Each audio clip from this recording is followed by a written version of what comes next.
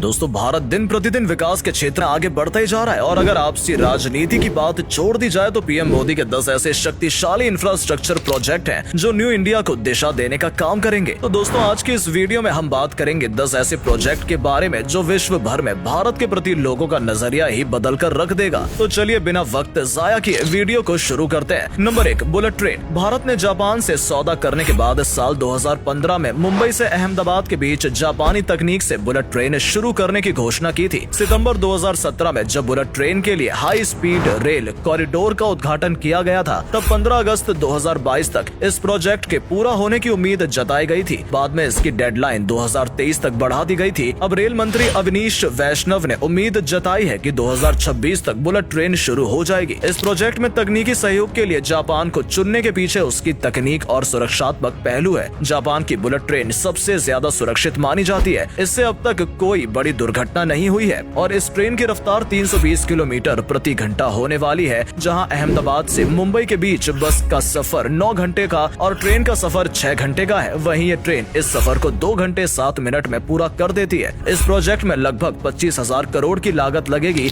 सरकार का ये कहना है कि इस ट्रेन की सफलता के बाद भारत के बाकी शहरों में भी इस ट्रेन की शुरुआत की जाएगी। Number 2, Bharatmala project. Bharatmala project Bharat में बड़ी चौड़ी सड़कें तथा हाईवे के निर्माण के लिए केंद्र सरकार द्वारा चलाई जा रही एक परियोजना है जिसके तहत केंद्र सरकार ने देश भर में एक मजबूत हाई स्पीड रोड नेटवर्क तैयार करने की योजना बनाई है। राष्ट्रीय राजमार्ग विकास प्रोजेक्ट के बाद ये भारत में हाईवे के निर्माण की दूसरी सबसे बड़ी परियोजना है। देश में आर्थिक गलियारों, दूसरे देशों की सीमा से सटे इलाकों तथा दूर दराज के क्षेत्रों में कनेक्टिविटी को बेहतरीन बनाने के इरादे के साथ केंद्र सरकार ने 25 अक्टूबर साल 2017 में भारतमाला प्रोजेक्ट के नाम से हाईवे के विकास की एक बड़ी योजना की शुरुआत की जिसका कुल अनुमान खर्च 5.35 लाख करोड़ रुपए लगाया जा रहा है। भारतमाला प्रोजेक्ट में 83,677 किलोमीटर सड़कों के नेटवर्क की परिकल्पना की गई है जहां एक दिन में 18 किलोमीटर रोड कंप्लीट करने का टारगेट बनाया गया है। Number 3, 5G in India. 1 अक्टूबर 2022 को पीएम मोदी जी ने दिल्ली के प्रगति मैदान में आयोजित इंडियन मोबाइल कॉन्फ्रेंस इवेंट में 5G की लॉन्चिंग करके 130 करोड़ जनता को शानदार उपहार दिया। 5G के आने से इंटरनेट स्पीड 4G की तुलना में करीब 10 गुना बढ़ जाएगी। साथ ही इस सेवा को देश के 8 शहरों में शुरू किया गया है। ये सेवा प्रथम चरण में 13 शहरों में शुरू होगी। सरकार का अगले 2 सालों में देश कोने कोने तक 5G पहुंचाने का लक्ष्य है। 5G में 4G के मुकाबले 10 से 20 गुना तेजी से डेटा डाउनलोड स्पीड होगी। वहीं इस सर्विस में सभी लोग वीडियो बिना रुके या बिना बफरिंग के स्ट्रीम कर सकेंगे। 5G सर्विस के आने से इंटरनेट कॉल में आवाज बिना रुके और साफ आएगी जिसकी मदद से हेल्थ केयर और वर्चुअल रियलिटी के नए रास्ते खुल सकते हैं। Internet of things, artificial intelligence और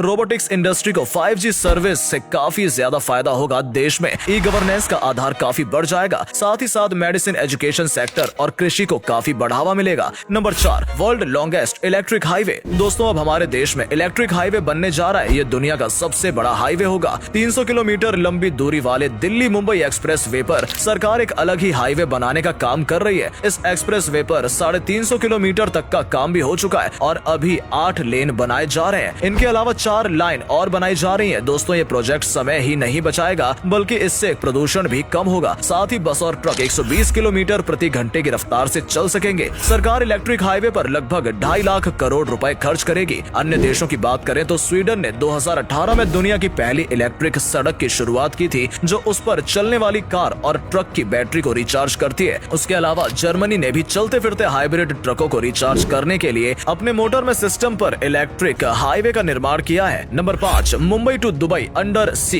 ट्रेन प्रोजेक्ट। दोस्तों ये प्रोजेक्ट बेहद चौंकाने वाला है जो अबू धाबी में आयोजित UAE भारत कॉन्क्लेव के दौरान सामने आया है। पानी के नीचे 2000 किलोमीटर लंबा ये रेल मार्ग बनाने की योजना बना रहा है जो मुंबई को संयुक्त अरब अमीरात के फुजिराह शहर से जोड़ेगी। जी हाँ दोस्तों, भविष्य में मुंबई और दुबई के बीच अंडर वाटर ट्रेन दौड़ती नजर आ सकती है। हाइपरलूप ड्राइव लिस्ट ट्रेन चलाने के बाद दुबई में कानों के प्रोजेक्ट पर काम करने पर विचार किया जा रहा है। इस रेल नेटवर्क से UAE भारत के अलावा क्षेत्र के दूसरे देशों को भी फायदा होगा। यात्रियों के अलावा तेल और अन्य सामानों के आयात निर्यात के साथ साथ नर्मदा नदी से UAE में पानी एक्सपोर्ट करेगा और US से तेल इंपोर्ट करेगा। भविष्य में ये प्रोजेक्ट भारत और UAE के बीच में होने वाली इंपोर्टिंग और एक्सपोर्टिंग में काफी ज्यादा मदद करेगा। नंबर 6, मुंबई रोप वे प्रोजेक्ट। मुंबई मोटर द्वारा शिरडी से एलिफेंटा तक समुद्री मार्ग पर लगभग 8 किलोमीटर का रोप वे बनाया जा रहा रहा है, जो दुनिया का सबसे बड़ा रोप वे होगा। खास बात यह है कि रोप वे मुंबई से धारापुरी इला फंटा द्वीप तक महज 14 मिनट में पहुंच सकेंगे। दोस्तों, जहां आज रोड से तय करने में 1 घंटे का समय लगता है, वहीं अब इस रोप वे की मदद से काफी कम समय मात्र में ही टूरिस्ट एलिफेंटा में घूम सकेंगे। इसमें 30 केबल सीटर कार होंगी, जिन्हें सपोर्ट देने के लिए 8 से 11 टावर लगाए जाएंगे। ये भारत का पहला रोप वे प्रोजेक्ट है जिस पर लगभग 700 करोड़ रुपए खर्च होने का अनुमान है। Number 7, central Vista redevelopment project. जल्द ही दिल्ली में सांसद भवन का नया रूप आपको देखने को मिलेगा। दोस्तों, इस परियोजना के लिए 14,000 करोड़ रुपए का बजट निर्धारित किया गया है।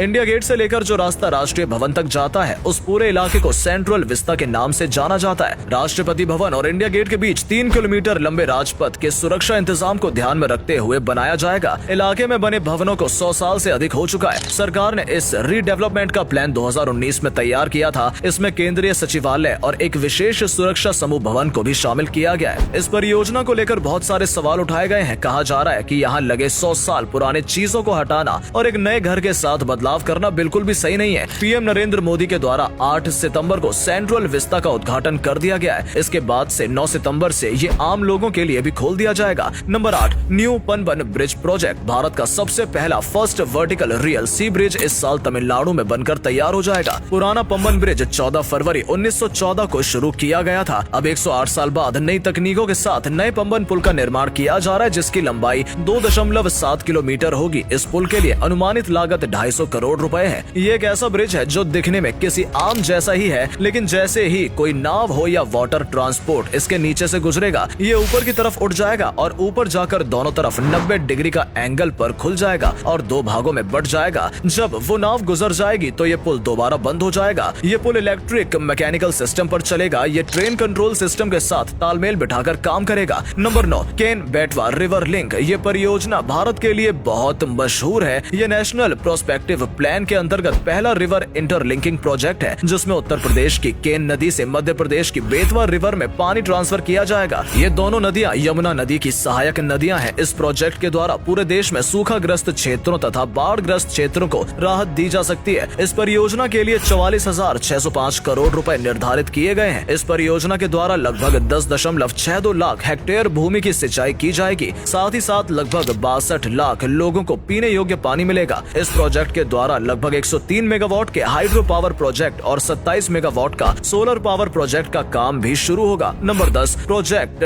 हिमैंक। दोस्तों, ये है अब तक का सबसे बेस्ट प्रोजेक्ट। भारत का ही नहीं, पूरे वर्ल्ड का बेस्ट प्रोजेक्ट। इसे बॉर्डर रोड ऑर्गेनाइजेशन ने जम्मू कश्मीर के लद्दाख में सन 1985 में शुरू किया था। ये दुनिया की पहली सबसे ऊंची मोटर वाहक रोड है जो ग्लेशियरों में उखेड़ी जा रही है। ये सड़क 19,300 की ऊंचाई पर है। ये सड़क पूर्वी लद्दाख में सशोमा से चाशोर तक बनाई जा रही है। ऐसी जगह में ठंड के अलावा इन बर्फीले इलाकों में हिमस्खलन का खतरा भी हमेशा बना रहता है। मौसम की वजह से इसे पूरा करना बहुत मुश्किलों से भरा रहा है, लेकिन भारत के लिए कुछ भी नामुमकिन नहीं है। दोस्तों, क्यों? सही कहा ना।